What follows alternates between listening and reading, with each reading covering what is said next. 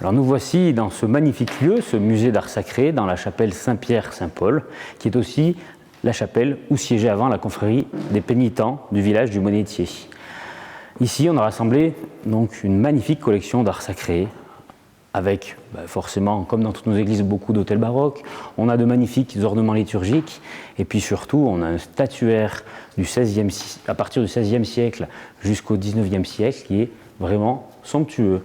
Ce petit peuple des saints qui m'entoure raconte également la vie des gens ici, à travers les différentes divinités qu'on a, Saint Antoine, Sainte Barbe, mais aussi cette magnifique Sainte Marguerite. Je crois que c'est une de mes préférées, cette petite Sainte Marguerite, avec son petit dragon, on dirait peut-être le chien-chien à sa mémère. En tout cas, Sainte Marguerite, elle a vécu au IIe siècle après Jésus-Christ. Son père ne voulait pas qu'elle se convertisse, du coup, eh bien, vu que Marguerite vient de se convertir, il va la jeter dans un cachot. Et malheureusement, dans ce cachot, elle est dévorée par un dragon. Mais Marguerite, étant déjà croyante, eh bien, on dit qu'avec son crucifix, en se signant, peut-être qu'il était bien aiguisé, un peu comme MacGyver, elle va réussir à trancher le ventre du dragon et sortir du ventre du dragon. On l'a dit, issant du dragon, elle est issue de ce dragon. Et c'est donc la sainte protectrice des mamans qui attendent des bébés.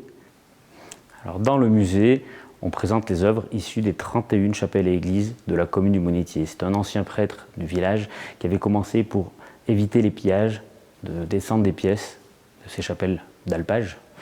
Et du coup, eh bien, il les a entreposées ici. On a fait dans les années 80 différentes expositions. Puis ensuite, eh bien, l'idée de faire un musée est née. Il a fallu 3 municipalités différentes pour réaliser ce très beau lieu d'accueil et culturel.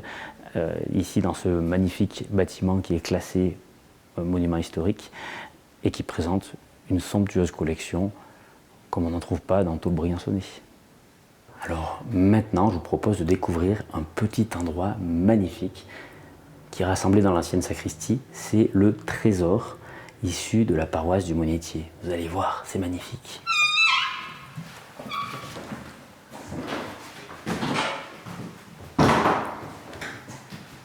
Alors comme vous pouvez le constater, ici on a rassemblé toute l'orfèvrerie à travers des œuvres en argent doré, donc du vermeil, qui ont toutes été des œuvres offertes par des gens d'ici qui ont fait fortune, loin, très loin parfois même, jusqu'au Portugal et en Amérique du Sud pour certains.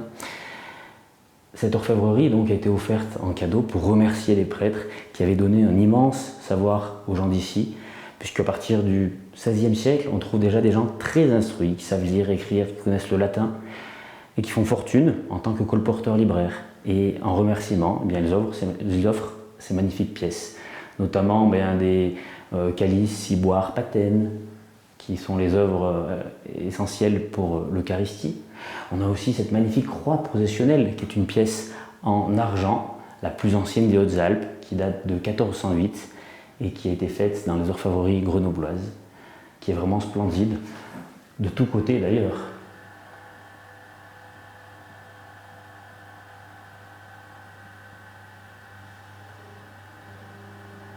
Une autre œuvre splendide aussi, c'est cette magnifique Vierge à l'enfant qui date du tout début du XVIIIe siècle, qui a été faite dans les orfèvreries de Fourvière et qui a décoré l'église paroissiale du Monétier. Vous voyez que des trésors, il y en a à foison dans toutes nos églises.